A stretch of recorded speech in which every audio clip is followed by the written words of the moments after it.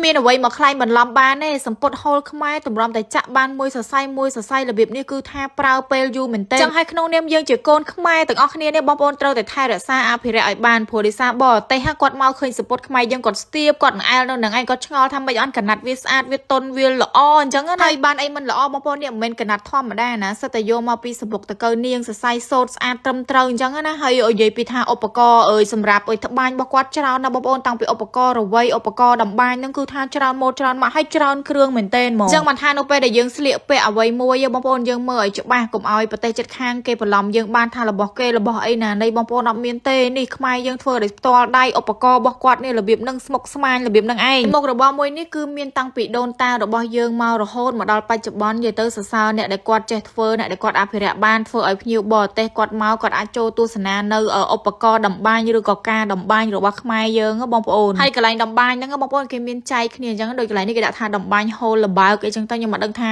ពាក្យបច្ចេកទេសបានន័យថាម៉េចទេបងប្អូនដោយសារតែអត់សូវដឹងដែរគ្រាន់តែដឹងថាពួកគាត់ត្បាញចេញមកគឺថាស្អាតមែនទែនបងប្អូនចាំមើលក្បាច់នេះក្បាច់ស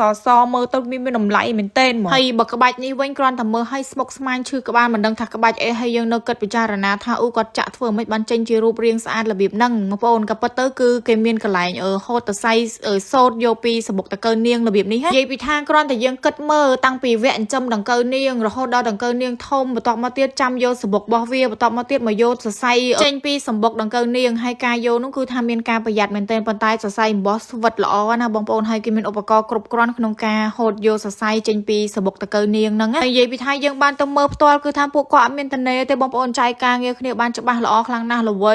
ឧបករណ៍របៀបនេះក៏មានដែរដាក់ចូលជាសរសៃដុំហុងអំបោះរបៀបហ្នឹងចឹងទៅហើយដោយសារសង្គមបច្ចុប្បន្នឥឡូវនេះគឺមានចូលកណាត់មកពីបរទេសមកច្រើនណាស់បងប្អូនបើសិនជាយើងកូនខ្មែរយើងអត់អភិរក្សនៅកណាត់ហូលផាមួងរបស់យើងទេវាអាចនឹងបាត់បង់នៅថ្ងៃអនាគតអញ្ចឹងហើយចាប់ពីថ្ងៃនេះទៅនាំគ្នាអភិរក្សទៅបងប្អូនឃើញថតបង្ហោះផ្សព្វផ្សាយដើម្បីឲ្យប្រពៃណីវប្បធម៌តាក់ទងជាមួយនឹងកណាត់របស់ខ្មែរយើងឲ្យបានល្បីល្បាញព្រោះថាកូនខ្មែរយើងពួកគាត់រំពឹងខ្លាំងណាស់នេះបងប្អូនខំប្រឹងណាទោះបីមកធ្វើការរលុយរប្រាក់ក៏ពិតមែនប៉ុន្តែពួកគាត់នៅតែអភិរក្សក្រណាត់របស់ខ្មែរយើងបងប្អូនទោះបីកណាត់ខ្មែរយើងមានតម្លៃថ្លៃបន្តិចក៏ពិតមែនក៏ប៉ុន្តែយើងធ្វើតម្រាំតែបានបងប្អូនដូចជំហានដែលខ្ញុំរៀបរាប់ប្រាប់មុនហ្នឹងអញ្ចឹងគឺពិបាកណាស់អញ្ចឹងហើយលើកដំកើងទៅហើយបើយើងលើកដំកើងកណាត់របស់គេ brand ល្បីៗមកពីទូទាំងពិភពលោកក៏ថ្លៃដែរបងប្អូនថ្លៃជាងយើងឆ្ងាយទៀតទាំងដែលមើលទៅអត់ស្មុគស្មាញដូចរបស់ខ្មែរយើងផងអញ្ចឹងហើយអត់ខ្លាចទេក្នុងការលើកដំកើងរបស់ខ្លួនឯងអរគុណបងប្អូនជម្រាបលា